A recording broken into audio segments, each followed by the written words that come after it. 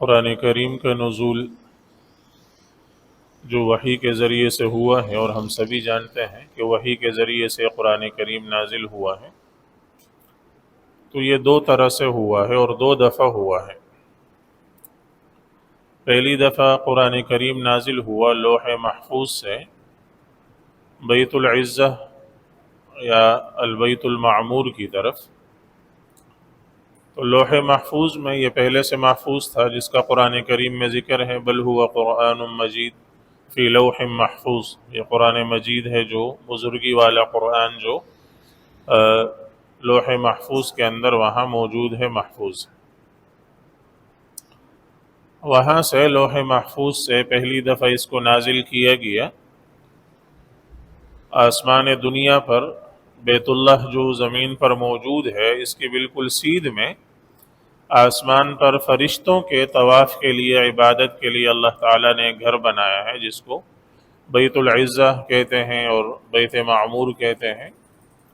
تو وہاں اللہ تعالیٰ نے اس کو نازل فرمایا۔ وہ ایک ہی دفعہ ایک ہی رات میں پورا کا پورا ایک ساتھ نازل ہوا۔ اس کا ذکر قرآن کریم میں کئی جگہوں پر آیا ہے، شہر رمضان الذی انزل فیہ القرآن، یا جیسے انا انزلناہ فی لیلۃ القدر، اس کو ہم نے لیلۃ القدر میں نازل کیا، یا جیسے حامیم والکتاب المبین انا انزلناہ فی لیلۃ مبارکۃ انا کنا منذرین، کہ ہم نے اس کو ایک مبارک رات میں اتارا۔ تو ان آیات سے معلوم ہوتا ہے کہ رمضان المبارک کے مہینے میں اور لیلۃ القدر کو، شب قدر لیلۃ القدر کو پورا کا پورا قرآن کریم ایک ہی دفعہ لوح محفوظ سے لا کر اس کو بیت العزہ میں لا کر اتارا گیا، وہاں رکھ دیا گیا۔ یہ اس کا پہلا نزول ہے۔ اور دوسرا نزول اس کا، وہ پھر وہاں بیت العزہ سے حضرت جبریل علیہ السلام کے ذریعے سے اس کو جناب نبی کریم صلی اللہ علیہ وآلہ وسلم کے قلب مبارک پر اس کو اتارا گیا۔ یہ دوسرا نزول ہے۔ تو اللہ تعالیٰ کے ہر کام میں بہت ساری حکمتیں ہوتی ہیں، اس میں بہت ساری حکمتیں ہوں گی جو موٹی موٹی حکمتیں انسانوں کی سمجھ میں آ سکتی ہیں، اس میں گویا اللہ تعالیٰ نے ایک لطیف اشارہ اس طرف فرما دیا کہ یہ قرآن کریم آپ صلی اللہ علیہ وسلم کے قلب مبارک کے علاوہ بھی دو اور جگہوں پر محفوظ ہے۔ آپ کے قلب مبارک، آپ کے دل مبارک کے علاوہ بھی دو اور جگہوں پر یہ محفوظ ہے، ایک لوح محفوظ میں اور دوسرا بیت العزہ میں۔ اللہ تعالیٰ کی حفاظت میں یہ مکمل کا مکمل موجود ہے۔ تو وہ پہلا جو نزول تھا وہ تو سارا کا سارا ایک ہی دفعہ ایک ہی رات میں شب قدر لیلۃ القدر کو ہو گیا، اور دوسرا جو نزول تھا وہ جناب نبی کریم صلی اللہ علیہ وسلم پر وہ تھوڑا تھوڑا کر کے نازل ہوا، 23 سال کے عرصے میں تھوڑا تھوڑا کر کے نازل ہوا۔ اس تھوڑا تھوڑا کر کے نازل کرنے میں کیا حکمت ہے؟ وہاں جب ایک ہی دفعہ اتار دیا گیا تو وہاں سے ایک ہی دفعہ پورا کا پورا جناب نبی کریم صلی اللہ علیہ وسلم پر اس کو کیوں نہیں اتارا گیا؟ یہ سوال خود مشرکین نے کئی دفعہ آپ صلی اللہ علیہ وسلم سے کیا۔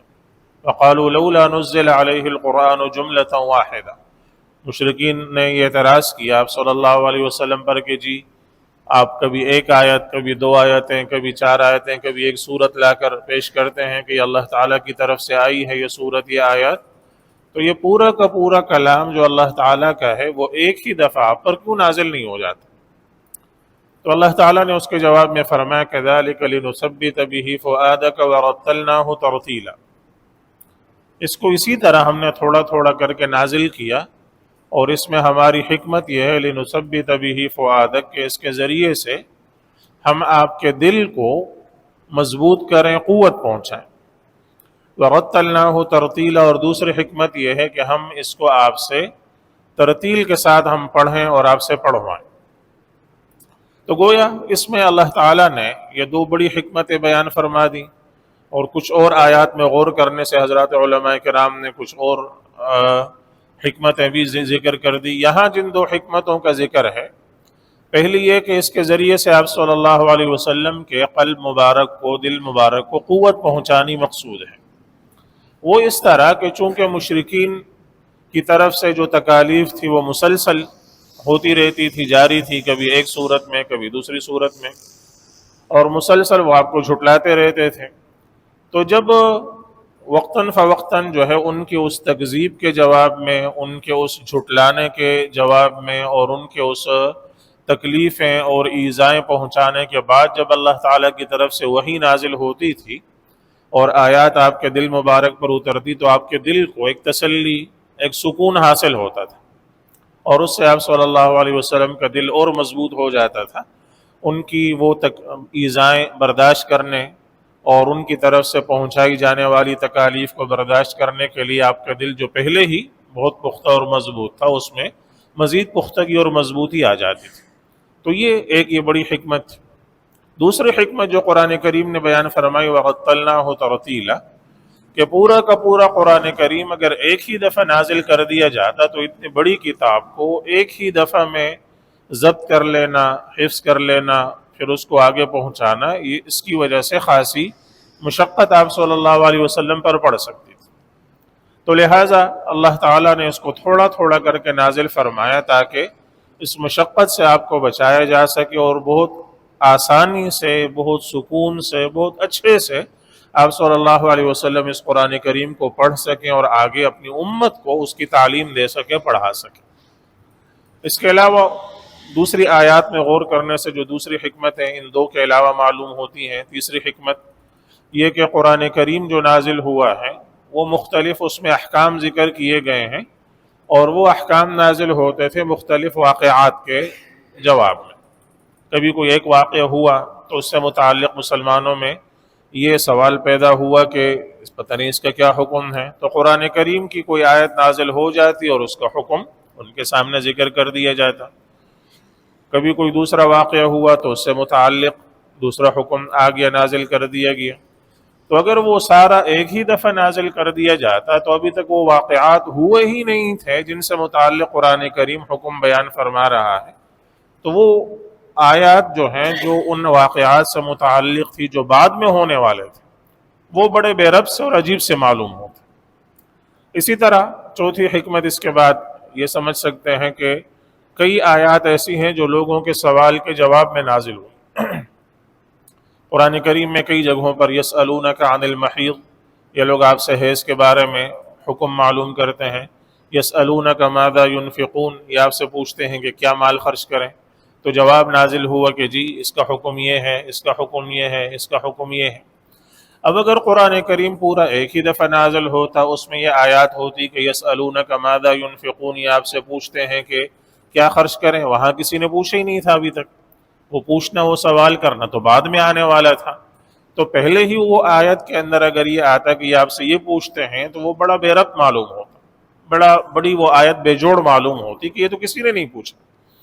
تو اس لیے ان تمام حکمتوں کی رعایت کرتے ہوئے اللہ تعالیٰ نے قرآن کریم کو 23 سال کے عرصے میں موقع مناسبت کے اعتبار سے تھوڑا تھوڑا کر کے اس کو نازل فرمایا۔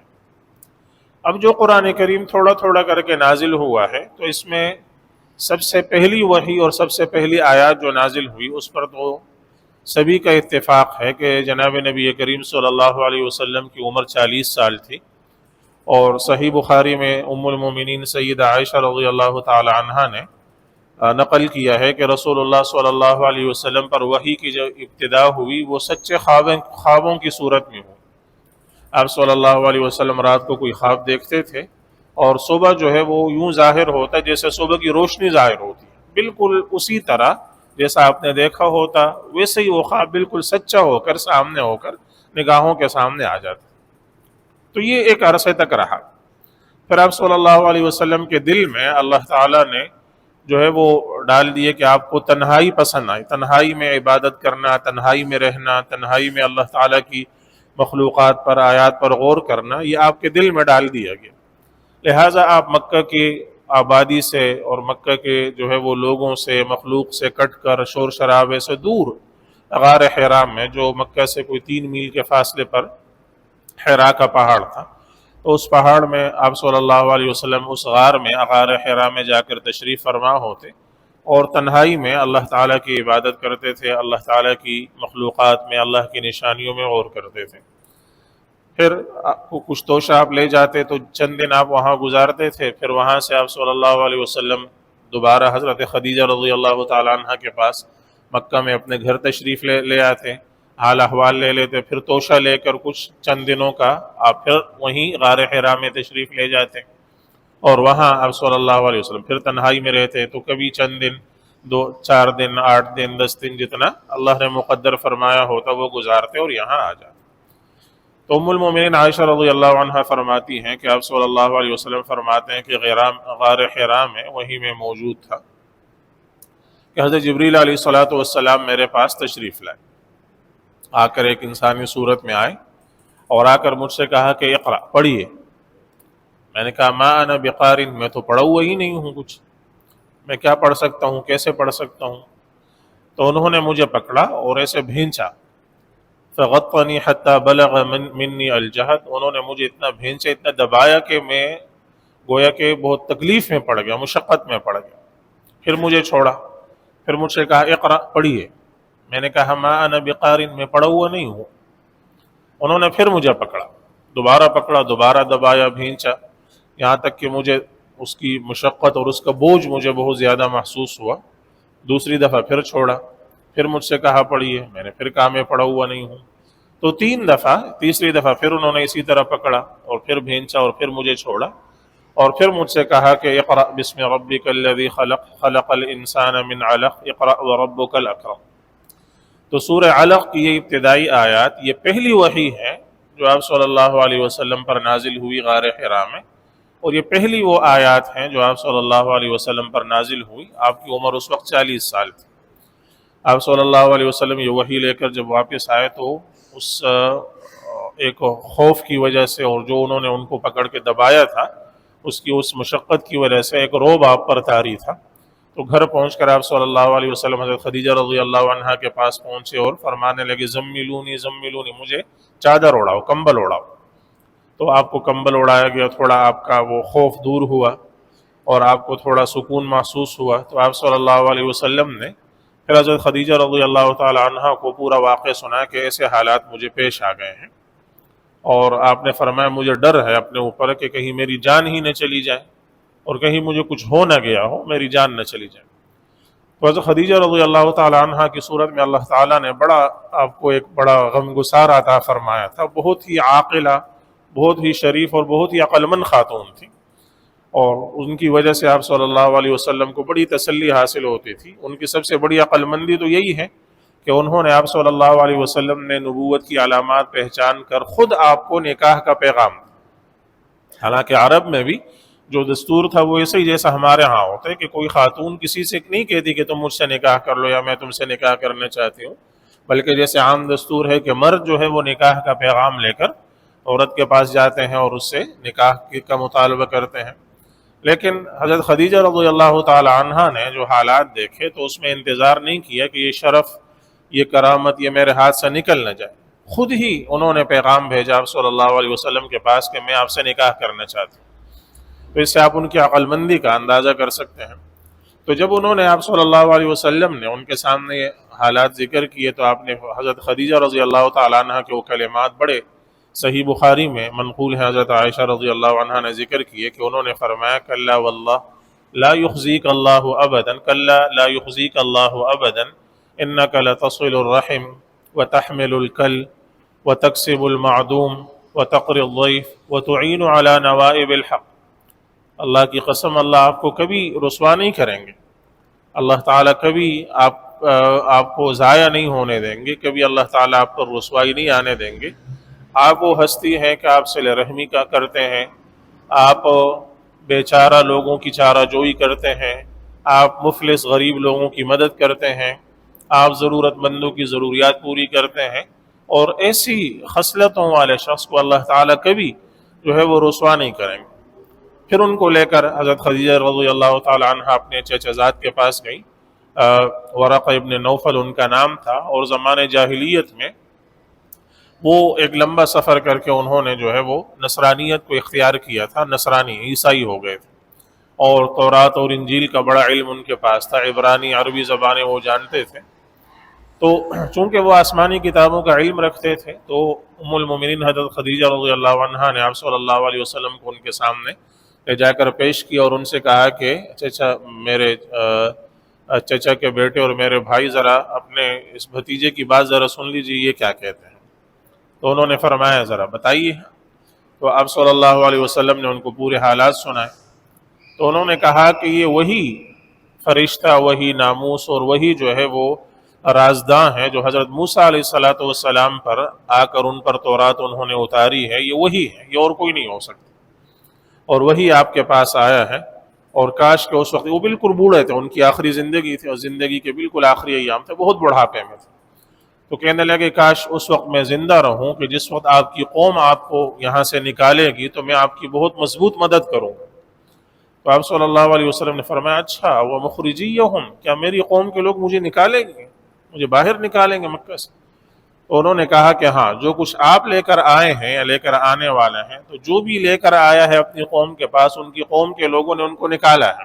ان کے ساتھ ایسے ہی سلوک کیا ہے، تو آپ کی قوم کے لوگ بھی آپ کے ساتھ ایسے ہی کریں۔ تو یہ پہلی وحی تھی جو نازل ہوئی۔ اس کے بعد کوئی لگ بھگ 3 سال تک بیچ میں وحی نہیں آئی، یعنی کوئی آیات نازل نہیں ہوئی۔ اس 3 سال کے بعد، جس کو فترت وحی کا زمانہ کہتے ہیں، کہ وحی ایک دفعہ آ کر پھر بیچ میں رک گئی۔ پھر 3 سال کے بعد جو ہے وہ سورہ مدثر کی ابتدائی آیات، یا ایھا المدثر قم فانذر وربک فکبر وثیابک فطہر والرجز فہجر، یہ آیات نازل ہوئی 3 سال کے بعد۔ اس کے بعد پھر وحی مسلسل آنے لگی، پھر اس کے بعد بیچ میں رکاوٹ نہیں آئی۔ 3 سال کے بیچ میں وقفہ ہے، اور اس کے بارے میں حافظ ابن حجر عسقلانی رحمہ اللہ اپنی صحیح بخاری کی شرح میں فتح الباری میں فرماتے ہیں کہ بظاہر یوں معلوم ہوتا ہے کہ وحی تو بالکل رکی نہیں تھی، بظاہر جبریل علیہ السلام تو آتے تھے، ہاں، لیکن آیات نازل نہیں ہوئی۔ آیات پہلے وہی سورہ علق کی ابتدائی آیات، پھر 3 سال کے بعد یہ سورہ مدثر کی ابتدائی آیات نازل ہوئی۔ اس کے بعد مسلسل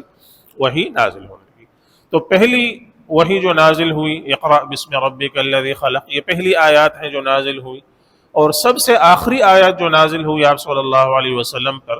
وہ سورہ بقرہ کی آیت ہے وَاتَّقُوا يَوْمًا تُرْجَعُونَ فِيهِ إِلَى اللَّهِ ثُمَّ تُوَفَّى كُلُّ نَفْسٍ مَا كَسَبَتْ وَهُمْ لَا يُظْلَمُونَ۔ یہ سب سے آخری آیت ہے جو آپ صلی اللہ علیہ وسلم کے انتقال سے 81 دن پہلے نازل ہوئی ہے۔ بعض نے کچھ اور بھی کہا ہے، بعض نے 6-7 دن کا ذکر کیا ہے، تو زیادہ مشہور ہے کہ 81 دن پہلے یہ آپ صلی اللہ علیہ وسلم کی وفات سے یہ آخری آیت ہے جو اتری ہے۔ تو پہلی وحی اور یہ آخری وحی یہ ہے سورہ بقرہ کی یہ آیت۔ اس طرح قرآن کریم یہ 23 سال کے عرصے میں مکمل آپ صلی اللہ علیہ وسلم پر اترا۔ اس کے متعلق کچھ مزید وضاحت انشاءاللہ اگلے درس میں کریں گے۔ اللہ تعالی ہم سب کو عمل کی توفیق عطا فرمائے۔